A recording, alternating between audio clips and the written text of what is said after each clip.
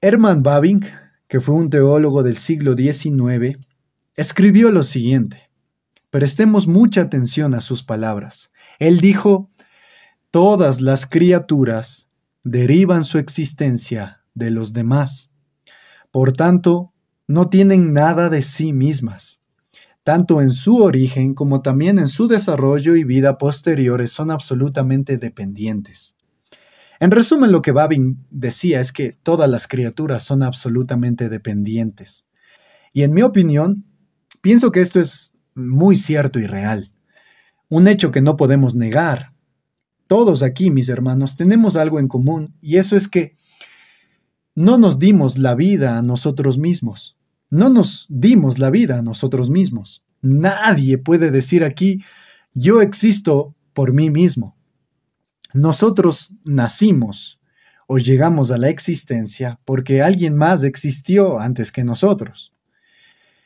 Yo estoy aquí porque mis padres se conocieron en algún punto de la historia y ellos se conocieron porque mis abuelos se conocieron en algún punto de la historia.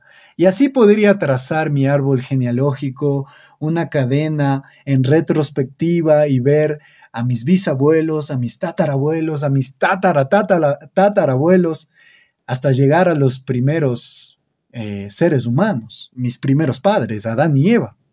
Pero no puedo detenerme allí, porque ellos también tuvieron un origen, una causa, algo los causó. ¿De dónde vino la primera vida? Alguien podría preguntarse. No solo dependimos de otros para existir, sino que aún ahora seguimos dependiendo de varios factores. En nuestro nacimiento dependimos de que la situación, el alumbramiento o el que mi madre me haya dado a luz se uniera a situaciones que se encontraran, por ejemplo, en los médicos, un hospital, una camilla, la anestesia, etcétera, etcétera. Para respirar, para que yo pudiera haber dado mi primer respiro, bueno, fui dependiente del aire. Para vivir y para desarrollarme, dependí de los cuidados paternos, del alimento. Incluso cuando fui un bebé, dependí de la leche materna. Y más, para que yo mismo hubiese nacido, dependí de que en mi árbol genealógico, alguna de las personas ahí, alguna de aquellas piezas, por así decirlo, hubiesen sobrevivido a las enfermedades. Dependí de que en la guerra nadie hubiese muerto, porque si no, yo no hubiera llegado a existir. Y actualmente sigo dependiendo del aire, del agua, del alimento, de un techo, de un abrigo. Incluso para cumplir mis planes, yo dependo de que las circunstancias encajen. Dependo de que las cosas salgan bien. Dependo de que tenga fuerzas, de que otros cooperen, de que las situaciones sean favorables. Un poeta, en uno de sus versos, exclamó: toda nuestra existencia grita dependencia. Toda nuestra existencia grita dependencia. Aún más para nuestra felicidad, también dependemos de la salud, de la estabilidad, de las relaciones. Y cuando algo de esto falta, nuestra vida se tambalea. Dependemos de que nada nos robe la paz. Basta que algo falte para que nuestra felicidad se derrumbe. Desde que nacemos, desde que crecemos, nos desarrollamos, toda nuestra vida depende de algo o de alguien. En resumen, somos seres totalmente dependientes. Y la pregunta que cabe aquí es que si todo lo que existe es dependiente, ¿hay alguien que no lo sea? ¿Hay alguien que sea la causa de toda la existencia dependiente? Como un filósofo se preguntó, y esto me llegó a generar dolores de cabeza, y quiero compartirles a ustedes para que también les duela un poquito la cabeza. Él se preguntaba, de la existencia dependiente, ¿podríamos hacer un viaje en retrospectiva, es decir, un viaje hacia el pasado, hacia atrás, y llegar a la autoexistencia? Es medio extraño explicar esto, pero en simples palabras, lo que el filósofo trataba de decir es, toda la existencia es dependiente. Podríamos ir hacia atrás y rastrear el origen de todo, una existencia independiente, una autoexistencia. No recuerdo bien, creo que fue Aristóteles el que mencionó que del movimiento se deduce un motor primario inmóvil. Yo les dije que esto trae dolores de cabeza, pero a la respuesta de este filósofo es sí, sí. La respuesta bíblica es por supuesto, podemos llegar a ver una autoexistencia que sostiene toda la existencia dependiente. Una de las verdades acerca de Dios que más nos infunde asombro y humildad, mis hermanos, es que Dios es absolutamente libre de necesidad o dependencia. Él no depende de nada ni de nadie. Su existencia no depende de ninguna persona o cosa fuera de sí mismo. El cumplimiento de su voluntad tampoco depende de ninguna persona o cosa fuera de sí mismo. Y su felicidad o beneplácito tampoco depende de ninguna persona o cosa fuera de sí mismo. Él es el único ser que es verdaderamente autoexistente, autosuficiente, autosustentado, independiente y libre. Todos los demás seres o criaturas reciben su vida, derivan su vida y bienaventuranza de Dios, pero todo lo que Dios necesita para existir en perfecta felicidad se encuentra en sí mismo. Dios no tiene carencia ni necesidad y no depende de nada ni de nadie. Enseñar, mis hermanos, o incluso sugerir que Dios hizo al hombre porque él se sentía solo o incompleto, es una grave contradicción a las Escrituras. Dios no creó el universo o al hombre porque tuviera alguna necesidad, sino porque Él deseó dar a conocer la superabundancia de sus perfecciones, gloria y bondad. ¡Wow! Así es como nuestro hermano Paul Washer introduce esta lección, la número 11 de su libro Conociendo al Dios Vivo, a la cual él titula Dios es autoexistente y autosuficiente. Pero permítanme mencionar algo. Cuando otros teólogos tratan acerca de este mismo tema, y si ustedes quieren investigar, indagar o estudiar más a profundidad esto, también pueden encontrar que a esta perfección en Dios, que este atributo de Dios se lo conoce también como independencia o aceidad, la aceidad de Dios. Y pienso que la aceidad de Dios es el título más que más calza para tratar este tema. ¿Por qué? Bueno, cuando decimos que Dios es ace, de ahí es donde viene la aceidad de Dios. Cuando decimos que Dios es ace, alguien podría decir, bueno, ¿qué significa ace? Esto proviene del latín, que significa de sí mismo o por sí mismo. Y cuando decimos Dios es ace, decimos que Dios es de sí mismo o por sí mismo. Y eso es lo que vamos a estar desarrollando en la lección. Permítanme llevarlos, mis hermanos, a Éxodo capítulo 3. Vamos a leer varios versículos en este capítulo para empaparnos del contexto del cual se desprende uno de los nombres más maravillosos de nuestro Dios. Dice así, Éxodo capítulo 3, verso 1 dice, apacentando Moisés las ovejas de Yetro, su suegro, sacerdote de Madián, llevó las ovejas a través del desierto y llegó hasta Horeb, monte de Dios. Y se le apareció el ángel de Jehová en una llama de fuego en medio de una zarza, y él miró y vio que la zarza ardía en fuego y la zarza no se consumía. Entonces Moisés dijo, iré yo ahora y veré esta grande visión. ¿Por qué causa la zarza no se quema? Viendo Jehová que él iba a ver, lo llamó Dios de en medio de la zarza y dijo, Moisés, Moisés. Y él respondió, heme aquí.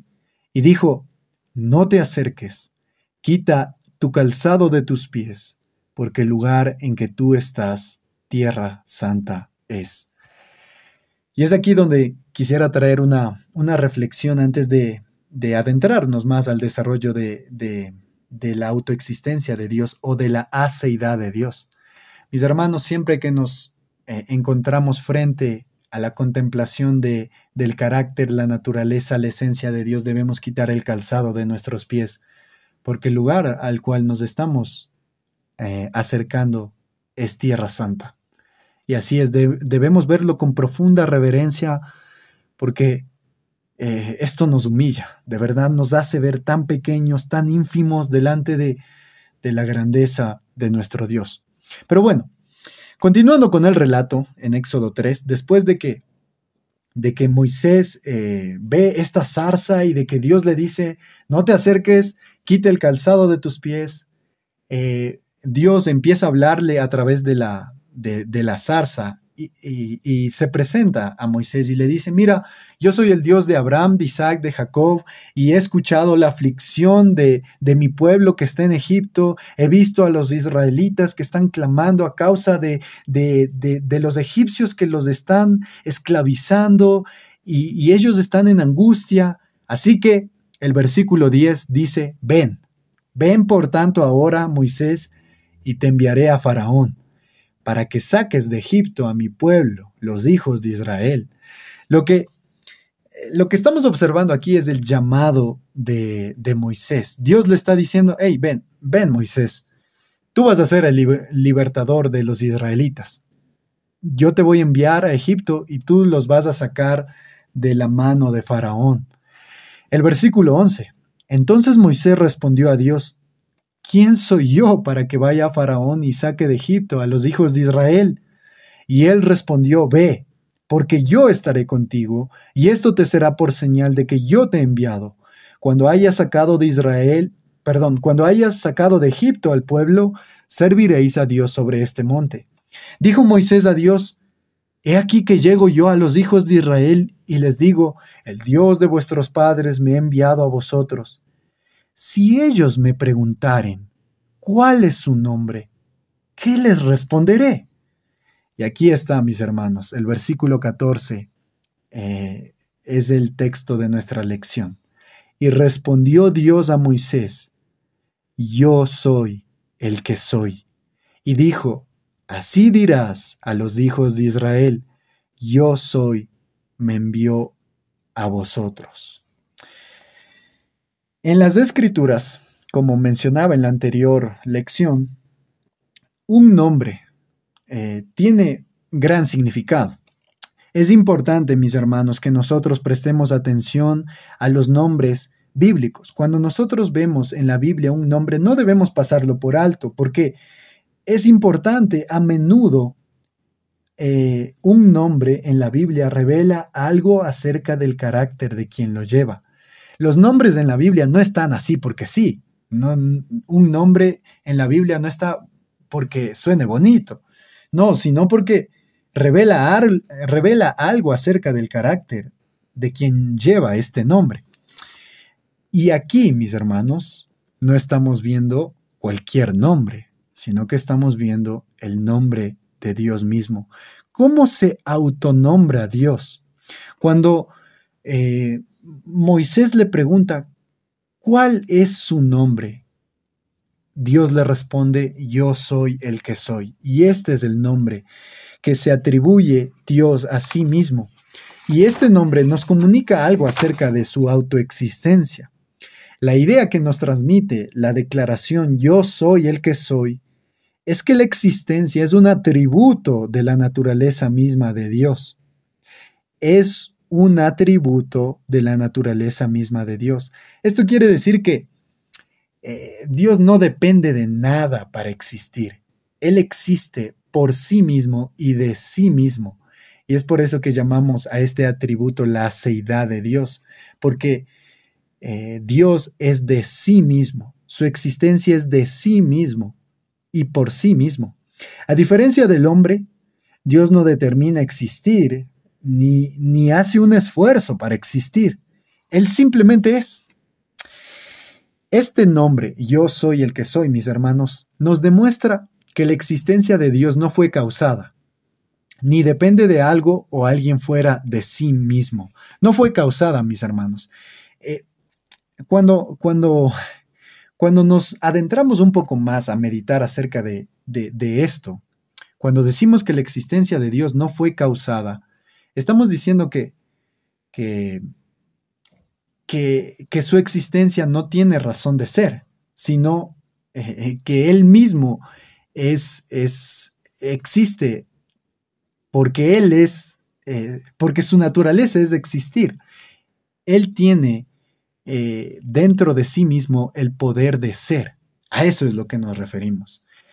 Su existencia no fue causada. Nosotros, al contemplar esto del principio de la causalidad, ¿ustedes han escuchado eso? Eh, el principio de la causalidad básicamente nos dice que todo efecto tiene una causa. Y todos entendemos eso, ¿verdad? Si tú estás en tu casa y escuchas un sonido y vas corriendo a la sala y está un vaso derramado en el suelo, bueno, tú vas a buscar una causa, ¿verdad? ¿Y cuál es esa causa? Bueno, tu mascota lo botó. Si vemos en una caminata por una ciudad, contemplamos un edificio majestuoso. ¿Y cuál es la causa? Bueno, un constructor y también de la mano de él los ingenieros, los arquitectos, etcétera, etcétera. Si nos adentramos a uno de los museos del centro histórico y vemos un cuadro bien pintado, con cada una de sus matices, con sus colores, vemos que está hermoso. Bueno, nos vamos a preguntar, ¿y quién lo hizo, verdad? ¿Cuál es la causa de esta pintura tan majestuosa puesta en la pared del museo? Bueno, la causa es un pintor. Si vemos un jardín bien podado, con unas flores bien fertilizadas que desprenden un aroma maravilloso, ¿cuál es la causa? Un jardinero. Así pasa con todo lo que existe, mis hermanos. Nada surge por sí mismo. Todo efecto tiene una causa. Y así podríamos remontarnos hacia atrás, podríamos ver la causa de la causa y también la causa de esa causa y preguntarnos de dónde vino la primera vida, de dónde vino la Tierra, el Sol, las galaxias, el universo. Y, y esto nos lleva también a una de los argumentos de la existencia de Dios, que se denomina como el argumento cosmológico. Todo efecto tiene una causa, y si el universo, la creación misma, es un efecto, bueno, ¿cuál fue esa causa? Un creador. Si el efecto es la creación, ¿cuál fue la causa de ese efecto? Bueno, un creador poderoso.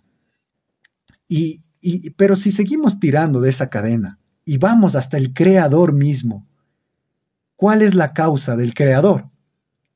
¿Cuál es la primera causa? ¿Cuál es la causa que causa todo lo demás? Bueno, esto es similar a la pregunta de un niño que menciona en alguna clase de escuela dominical: maestra, ¿quién creó a Dios? Bueno, nadie creó a Dios, sería la respuesta, ¿verdad? Pero yendo un poco más allá, nadie ha causado a Dios. La existencia de Dios no fue causada por nada ni nadie. Él es la causa inicial. Dios es la causa no causada que causa todas las cosas. Aunque esto suene como un trabalenguas, no es así, mis hermanos. Esto es algo que de verdad nos ayuda a entender a nuestro Dios, a verlo más en su grandeza. Él ha existido por siempre. Nadie. Esto se relaciona incluso a nuestra anterior lección, donde veíamos que Dios es eterno. Desde la eternidad y hasta la eternidad, desde el siglo y hasta el siglo, tú eres Dios. Esto es lo que encontrábamos en el Salmo, ¿verdad? Bueno, cuando vemos la eternidad, para entenderla, dijimos que hay tres claves, ¿verdad? Dios no tiene inicio, Dios no tiene final y Dios no tiene sucesión de momentos. Dios eternamente ha autoexistido. Él ha tenido vida en sí mismo. Él es de sí mismo, mis hermanos. Nadie ha causado a Dios. Y incluso si alguien lo hubiera causado o alguien lo hubiera creado o originado, entonces él no sería Dios, sino una criatura más.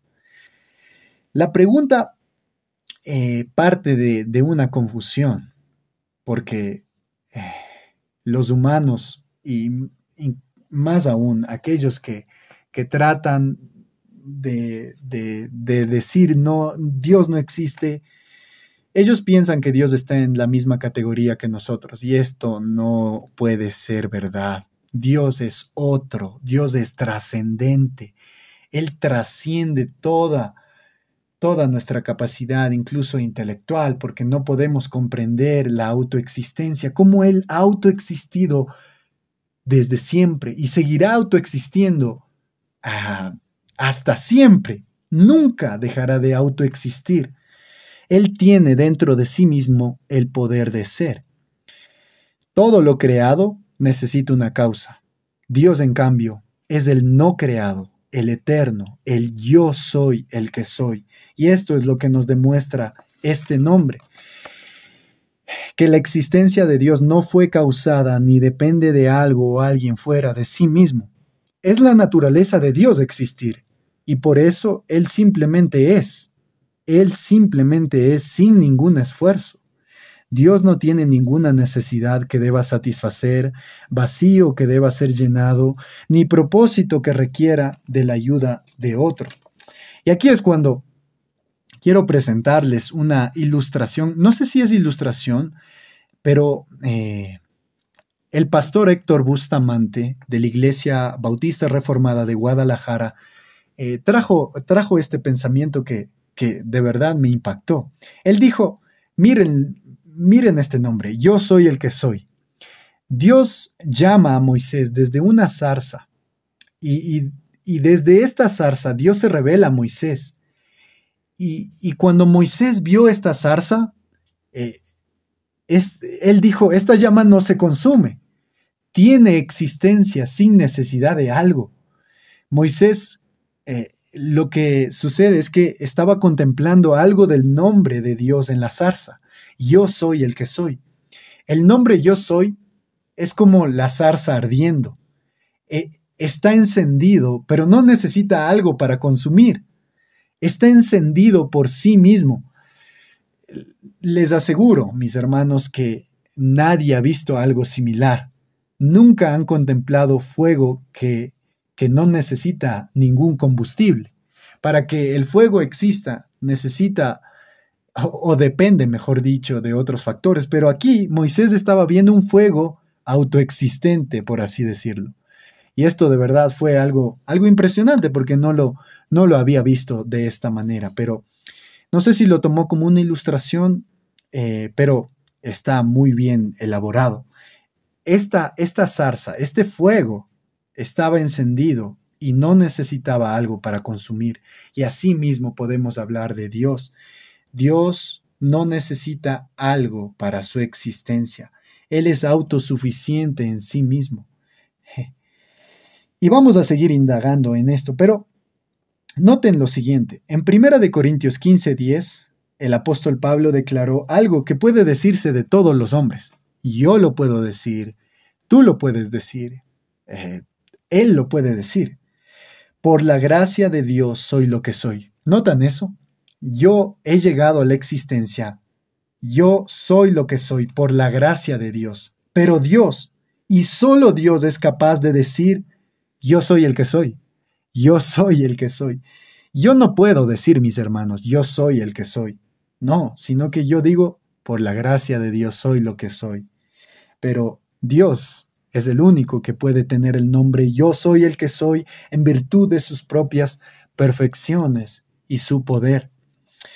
Aún más, mis hermanos, permítanme mencionarles lo que nuestra confesión menciona. La Confesión Bautista de Fe de Londres de 1689 En el capítulo 2, que es de Dios y de la Santa Trinidad, menciona en el párrafo 1, el Señor nuestro Dios es el único Dios vivo y verdadero, cuya subsistencia, es decir, su existencia, está en Él mismo y es de Él mismo. Y aquí es donde vemos su autoexistencia o la aceidad de Dios. Su existencia está en Él mismo y es de Él mismo, infinito en ser y perfección, cuya esencia no puede ser comprendida por nadie, sino solo por Él mismo. Su esencia no puede ser comprendida por nadie, sino solo por Él mismo. Y esto es verdad, porque nosotros, seres humanos, que para existir dependemos de otras cosas, ¿cómo podríamos entender la autoexistencia? Eso solo puede ser comprendido por aquel que la posee. ¿Y quién posee la autoexistencia sino solo Dios? Y solo Él puede entender cómo eso es posible. Pero también el párrafo 2 dice, Dios teniendo en sí mismo y de sí mismo toda vida, gloria, bondad y bienaventuranza, es el único todo suficiente en sí mismo y para sí mismo, no teniendo necesidad de ninguna de las criaturas que ha hecho, ni derivando ninguna gloria de ellas, sino manifestando solamente su propia gloria en ellas, por medio de ellas, hacia ellas y sobre ellas. Él es la única fuente de todo ser, de quien, por medio de quien y para quien son todas las cosas. Esto es un resumen, mis hermanos, de unos versículos que los vamos a ver en este momento. Acompáñenme, por favor, a Salmos 36:9. Salmos 36:9. Noten lo que dice este salmo. El Salmo 36:9 dice, porque contigo está el manantial de la vida. En tu luz veremos la luz. Contigo está el manantial de la vida. Aquí, mis hermanos, encontramos lo que nos ayudará a entender la aceidad de Dios o la autoexistencia y autosuficiencia de Dios. Dios es el único ser que existe de sí mismo. Él es AC. Y por eso Él puede ser la fuente de toda existencia. ¿Notan eso? Este filósofo al inicio se preguntaba, bueno, de toda la existencia dependiente podríamos ir hacia atrás y llegar hasta la autoexistencia. Bueno, la Biblia responde que sí, porque donde está el manantial de la vida, de donde fluye toda existencia, la causa de que todo exista, la causa, la fuente de todo ser es Dios mismo. Y para que todo ser y toda existencia se sustente, es porque el autoexistente está presente y está sosteniéndolo todo. Es por eso que en Hebreos también encontramos que Él sostiene el universo con la palabra de su poder. ¿Notan eso? Él es el manantial de la vida. Y si Él es y si en Él está el manantial de la vida, bueno, Él tiene vida ilimitada en sí mismo. Su vida es infinita para Él mismo. Él se autosustenta, se da vida a sí mismo. Como decía, Él es autoexistente, autosuficiente, autosustentado. La vida es su ser. En mis palabras podría decirlo de esta manera: Dios es de donde proviene la vida, o la vida sale de Dios. Yo tengo vida porque Dios me da vida, pero Él tiene vida porque nadie le da vida, sino que la vida está en Él mismo. Él es el manantial de la vida. Él es la fuente de la vida, como dice otra versión. Tiene dentro de sí mismo el poder de ser. Nadie lo crea ni lo causa. También en Juan, capítulo 5, versículo 26, noten lo que dice. Porque como el Padre tiene vida en sí mismo, así también ha dado al Hijo el tener vida en sí mismo. Este texto, mis hermanos, nos lleva a ver la Trinidad también. Les recomiendo que siempre cuando lean el Evangelio de Juan traigan a su mente la presuposición de la Trinidad. ¿Por qué? Porque el Evangelio de Juan es sumamente trinitario. Cuando aquí leemos este texto, debemos ver a nuestro Dios trino, el yo soy el que soy, el único autoexistente, que no depende de nada fuera de él, sino que él es la vida misma que da vida a los demás. Bueno, cuando se dice que el Padre ha dado al Hijo tener vida en sí mismo, debemos ver al Padre y al Hijo como no dos dioses, sino como un solo Dios.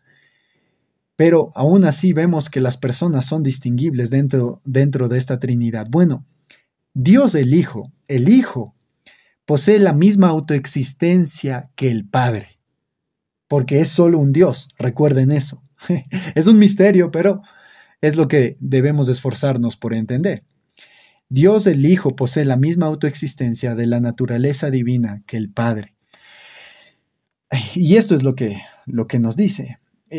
También en una de las notas del libro dice, la vida o existencia de Dios no es derivada de alguien o algo fuera de sí mismo. Él es vida. Dios es vida. Existir es su naturaleza misma. La existencia de todo lo demás, ya sea visible o invisible, animado o inanimado, depende de él. Solo Dios es verdaderamente libre de necesidad o dependencia. Y esto nos lleva a ver una distinción absoluta entre el ser de Dios y el ser de las criaturas, entre el ser de Dios y el ser de todo lo que no es. En otras palabras, mis hermanos, Dios existe de una manera en que todos los demás seres no existen. Él existe de sí mismo. Su ser no es derivado de nadie. No requiere la asistencia de fuentes externas para continuar existiendo. Dios existe en sí mismo eternamente. Y este es nuestro Dios, que nos lleva a verlo y a quitarnos el calzado de nuestros pies, porque Él es el gran yo soy. Y es por eso que muchos himnos y muchas de las alabanzas que nosotros cantamos también nos llevan a considerar este nombre, el gran yo soy el que soy, es nuestro Dios. Dios no puede ser también autocreado. Esto es una aclaración que quería traer a ustedes, mis hermanos. Si en algún momento escuchan que estamos mencionando cosas ilógicas cuando decimos que Dios es autoexistente, no es así, porque la autoexistencia no viola ninguna ley de la lógica. La autocreación sí. Si decimos que Dios se autocreó, ahí sí estamos violando toda lógica, porque ni Dios puede hacer eso. Dios no puede autocrearse, porque para que Él se cree, Él debería ser antes que fuese. Sé que puede traer confusión a nuestras mentes, pero, mis hermanos, la autocreación es ilógica. La autoexistencia es sumamente lógica. Dios no tiene origen. Él ha autoexistido eternamente.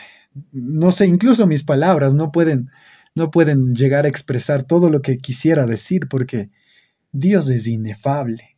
La autosuficiencia ahora, mis hermanos, la autosuficiencia de Dios demuestra su infinita grandeza y su exaltada posición sobre su creación. Todas las cosas dependen de Él para su existencia misma, pero Él no depende de nadie. En Hechos, capítulo 17, si ustedes recuerdan, mis hermanos, lo que sucedió en este punto de la historia, es que Pablo estaba predicando en Atenas.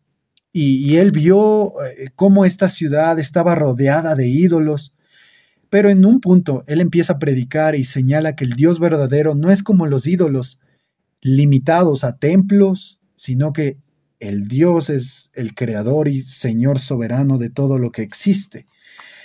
Pero en este sermón del apóstol Pablo hacia los filósofos epicúreos y estoicos en el Areópago, así es como se llamaba este lugar, en los versículos 24 y 25, Pablo refuta los puntos de vista de estos idólatras haciendo 3 declaraciones muy importantes acerca del Dios vivo y verdadero. Y estas declaraciones nos enseñan algo muy importante acerca de la autosuficiencia de Dios y su relación con la creación. Noten lo que dice el versículo 24. Pablo dice, el Dios que hizo el mundo y todas las cosas que en él hay, siendo Señor del cielo y de la tierra, no habita en templos hechos por manos humanas. Lo primero que Pablo les menciona a estos idólatras y filósofos es que Dios no mora en templos hechos por manos de hombres. Y esto lo hace en contraste, porque les está diciendo, hey, ustedes se creen pensantes, son filósofos, pero caen en idolatría y es algo absurdo porque miren a ese Dios. Ese Dios al que ustedes están adorando depende de que le construyan un templo y de que a ese templo lo adornen, le pongan muchos colores, le adornen con oro, piedras preciosas, etc. Pero el Dios al que yo les predico hizo el mundo y todas las cosas. Él es el Señor del cielo y de la tierra y no habita. Él no necesita templos hechos por manos humanas, porque no vive ni habita en un lugar en el espacio. Ningún hombre podría hacerle el favor a Dios de construirle una casa, porque Dios no la necesita. Nosotros como seres humanos sí necesitamos de un techo para cubrirnos del sol, de la lluvia, para descansar. Nosotros necesitamos de las 4 paredes de una habitación para sentirnos resguardados. Pero Dios no depende de eso. Dios está bien en su independencia. Él tiene en sí mismo lo suficiente. Él no requiere de un hogar, por así decirlo. Y esto nos lleva a pensar también que Él no necesita un espacio físico para existir, ni depende de la creación, porque Él es el que hizo todo lo que existe. Él existía, mis hermanos, antes de que hubiera un mundo, de que hubiera un cielo, un templo, y sigue siendo independiente de todo. Él es autosuficiente. También esto concuerda con lo que Isaías menciona en el capítulo 66, cuando Dios declara, el cielo es mi trono y la tierra el estrado de mis pies. ¿Dónde pues está la casa que podrían edificarme? ¿Dónde está el lugar de mi reposo? Todo esto lo hizo mi mano, y así todas estas cosas llegaron a ser, declara el Señor. Y en Primera de Reyes 8:27, Salomón oró diciendo, ¿pero morará verdaderamente Dios sobre la tierra? Si los cielos y los cielos de los cielos no te pueden contener, cuanto menos esta casa que yo he edificado. Así que, mis hermanos, esto trae a nosotros una reflexión importante.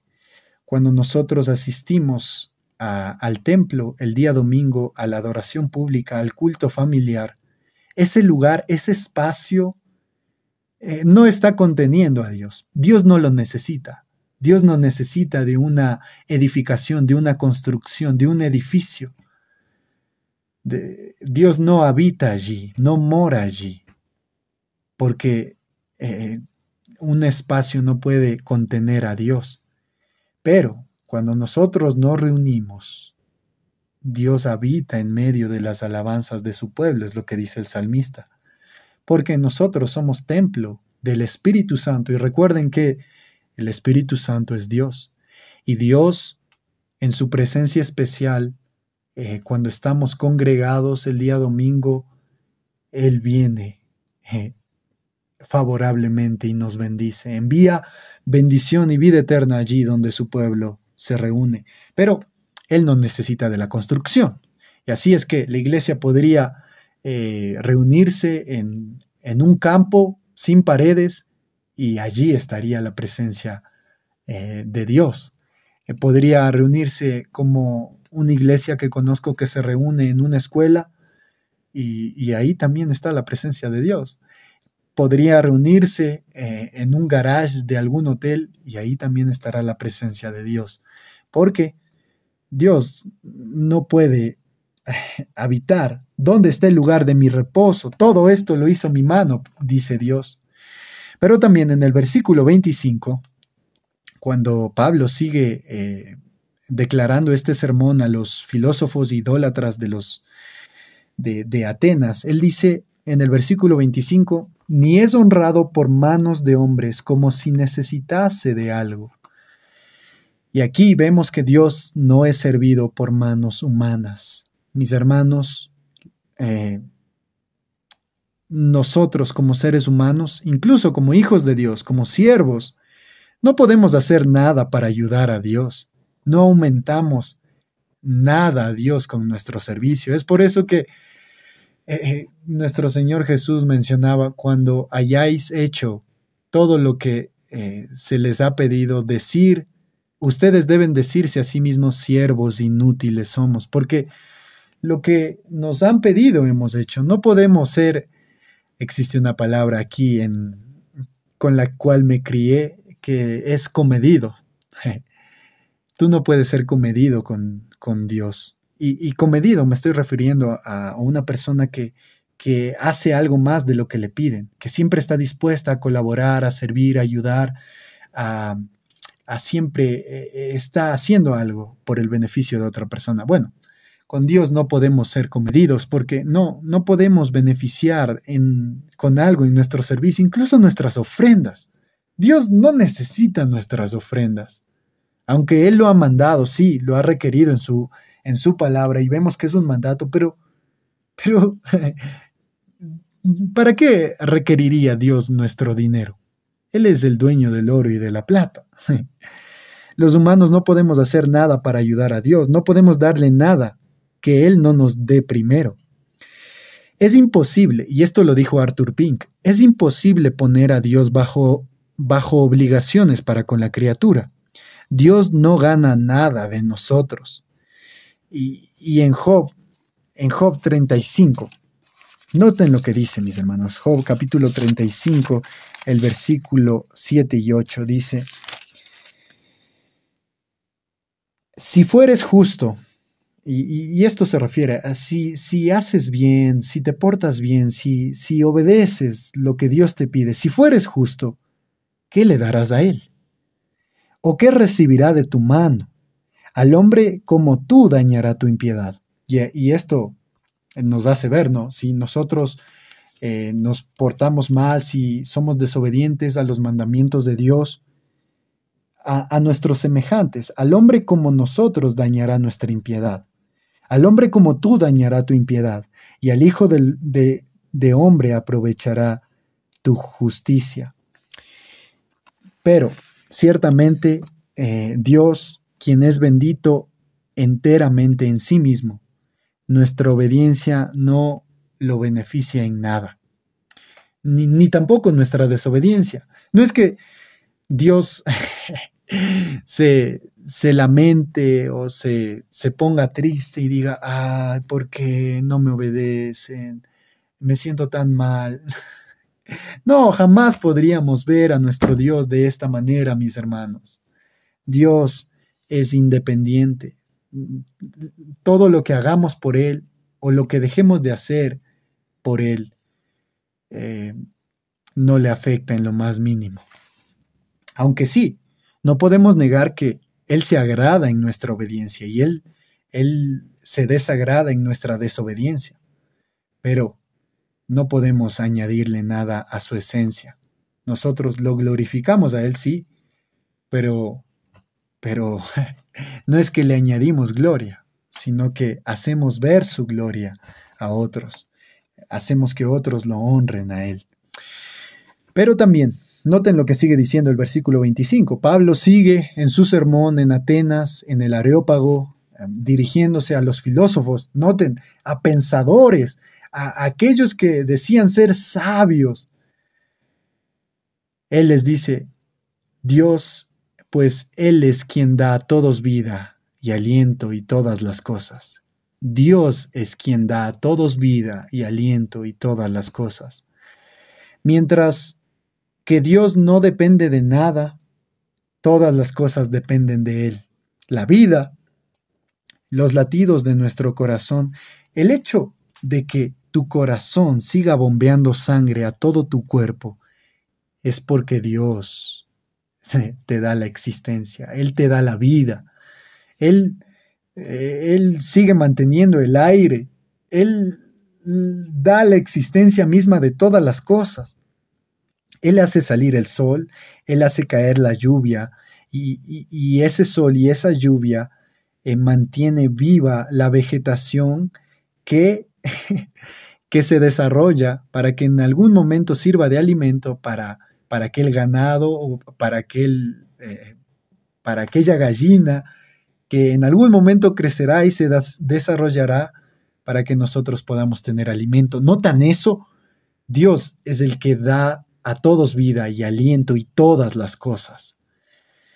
Dios no necesita de nada, sea lo que sea, no necesita que alguien le dé vida porque Él es la vida misma. En Él está el manantial de la vida, es la fuente de la vida.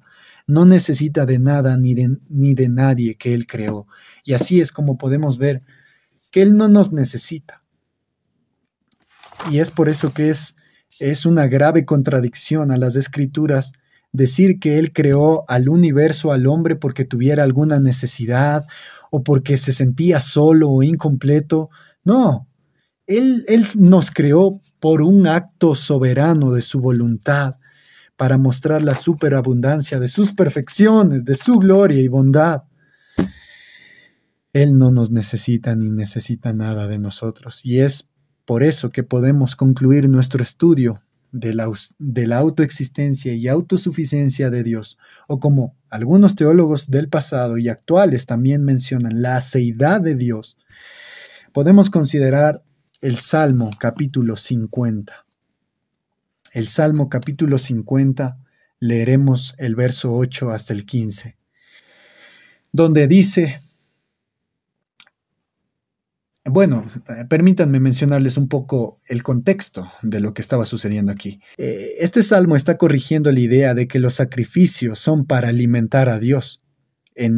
Al pueblo se le había pedido, sí, tienen que ofrecer sacrificios, tienen que ofrecer holocaustos y ofrendas a Dios, pero en realidad Él es autosuficiente, Él no necesitaba de estas cosas, y lo que pide de su pueblo es adoración sincera, obediencia y confianza. Noten lo que dice Salmo 50 del 8 al 15. No te reprenderé por tus sacrificios, ni por tus holocaustos, que están continuamente delante de mí. No tomaré de tu casa becerros, ni machos cabríos de tus apriscos, porque mía es toda bestia del bosque, y los millares de animales en los collados. Conozco todas las aves de los montes, y todo lo que se mueve en los campos me pertenece. Si yo tuviese hambre, no te lo diría a ti, porque mío es el mundo y su plenitud. ¿He de comer yo carne de toros o de beber sangre de machos cabríos? Sacrifica a Dios alabanza, y paga tus votos al Altísimo, e invócame en el día de la angustia. Te libraré y tú me honrarás. Dios afirma, mis hermanos, aquí, en este pasaje, que Él es el creador y dueño de todas las criaturas del mundo, el dueño de todo. Él no necesita algo de nosotros. Él no necesita nada de nosotros, ni siquiera una sugerencia. Y lo que Él desea de su pueblo, es decir, de nosotros como sus hijos, es que tengamos gratitud hacia Él. Es por eso es que dice sacrifica a Dios alabanza. Eso significa, tienes que ser agradecido conmigo. Y debemos invocarlo en el día de la angustia, para que Él nos libre y lo honremos. Mis hermanos, al contemplar este atributo de Dios, la aceidad de Dios, su autoexistencia e independencia, vemos que podemos encontrar a ese Dios que no necesita ayuda para ayudarnos. Dios no necesita ayuda, ni siquiera nuestros sacrificios. Lo que Dios desea de su pueblo es confianza, acción de gracias y obediencia. El profeta Samuel, en 1 Samuel 15:22, él dijo: ¿se complace el Señor tanto en holocaustos y sacrificios como en la obediencia a la voz del Señor? Entiende, el obedecer es mejor que un sacrificio, y el prestar atención que la grasa de los carneros. Con esto nos está hablando a nosotros, a nuestro corazón. Medita y que esta verdad impacte tu vida. Dios es autoexistente. Él es el que sostiene tu existencia. Dios no necesita de sacrificios para sobrevivir ni para ser más grande. Todo ya es suyo. Los sacrificios no suplen alguna carencia en Dios o que algo le falte, sino que expresan obediencia y gratitud. Noten esto, mis hermanos. Nuestra adoración, cuando tú le cantas a Dios, cuando estás ofrendándole, cuando estás atendiendo a la palabra de Dios, en el día domingo o privadamente en tu habitación a solas, cuando abres la Biblia y la lees, en nuestra adoración, sea privada o pública, en nuestro servicio, desde lo más mínimo, desde limpiar una silla, desde limpiar un baño, desde que tú estás sirviendo con los niños, dándoles una clase bíblica de escuela dominical, hasta lo más grande, que sería, no sé, ir a un país donde persigan a los cristianos, los matan y predicar el evangelio, o establecer una iglesia, levantar una iglesia. Nuestra adoración, servicio y obediencia no agregan nada a Dios. Más bien son la respuesta de criaturas dependientes hacia un Dios autosuficiente que nos sostiene en todo. Mis hermanos, y que esto se quede grabado en nuestros corazones. Él no depende de nosotros. Nosotros dependemos de Él. Él es autoexistente y nosotros existimos por su voluntad y porque Él lo quiere así. Así que esto nos quede claro, que nuestro Dios es grande y debemos obedecerlo, debemos confiar en Él. Y en el día de la angustia tenemos un lugar seguro, el gran yo soy el que soy. A Él sea la gloria por quien es Él. Amén.